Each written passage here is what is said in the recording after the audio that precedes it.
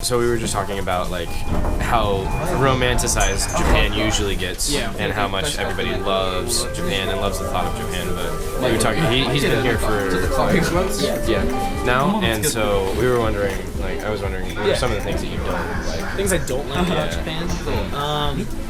One is that it's really expensive. It's cheap, but everything else is very expensive. Oh, okay. Clothes.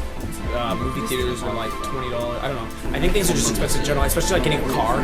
Getting a car costs like insurance is insane. The gas is way more expensive than America. Right. There's way more like tolls and like bridge fees and shit. Yeah, we went through like 3 tolls on our way back to the airport. It's expensive. Yeah, it's really expensive. So I think that's a big one. I mean, a lot of people expect it to be just this like dreamland, and for the first couple months it is. Like when you first get here, you're like, this is awesome. You go to the arcade. You do all the like typical things you expect to do. I mean, that's pretty much how I feel, but I've barely been here for. I haven't even been here. No, but if you come to a week, by all means, like, do that. And that's exactly what I do. But after that fades, like you start to kind of see like the country of it.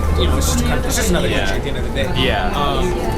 But the culture is just very different too. So sometimes that can be a little just the consistent like the obvious just contrast, and just like Americans are just loud and friendly like all the time, even people that don't know. On the opposite side, they can also be very mean. Loud and mean. Right. The Japanese are just so shy and reserved that they're very shy, especially if I'm by myself and I'm meeting like people. Okay, if there's one thing I don't like, I guess this is just for being an American. It's sometimes you can feel like so like I'm going to college right now. Sometimes you'll make friends and then just quickly realize that you're kind of only like with them because you're American. Like you're kind of an accessory, which I kind of expected coming here. Like I don't mind that. But if like that's the only reason I'm with them, and that's not really a real friendship. Another really interesting thing that I'm finding about Japan just now is how like you were saying, they're shy. Yeah. It's so quiet. Oh yeah. This train. We're the only ones talking. We're the only ones talking.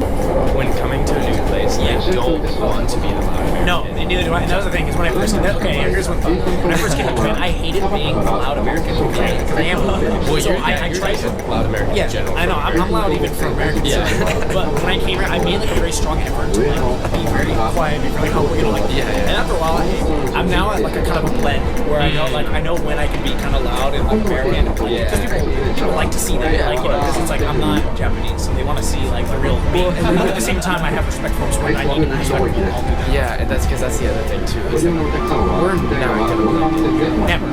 Never. Even if I lived here and spoke fluently, I'm still have a white face. Oh yeah. That alone is like, I just look different. Yeah, which actually is really cool. That's actually probably the biggest culture shock thing for me. It's fun. Is like looking around and like I am the most outsider. So that too is something that is very fun, but at the same time it does get old after a while. Every day I get on the train, and it's different people every time. Yeah. And you just get stared at, which is fine. Again, I'm not saying I didn't expect that, but it is. At first, I thought it was kind of cool, kind of fun, because it is. Yeah. But it does get overwhelming sometimes. You're just like, okay, I'm the American, I know, but it can't be helped. It's just something you have to live with. And also, kind of what I was getting at personally is like we're the majority in America. Right. Like, that's true. I mean, like America's a melting pot, but white men are the typical American. Typical American. Yeah. So like, I actually kind of like being the outsider. I feel like it's a good, important perspective to have.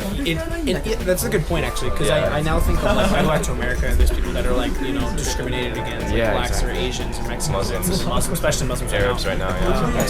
We kind of have like more of a sense of it. Except the thing is we're getting a sense of it, but in like the best way possible. Yeah, because everyone here loves us. Exactly. So it's not really fair, but I understand now more what it feels like to be different. I've never known what it's like to be different. I've always grown up in a white neighborhood, white same. To be on the outside is kind of it's a good life experience. I think it's humbling. Very humbling. Yeah, but you're very right. Like we're in no way being discriminated against. No, not even slightly. Like most people are staring down us because they're interested, not because they're with spite or like they're hateful. I mean, those people exist, but it's very rare. Yes, it's very. I haven't experienced it myself. That's good. That's good. Breathtaking is really the word for this. Snow is falling from the sky and dancing in the air.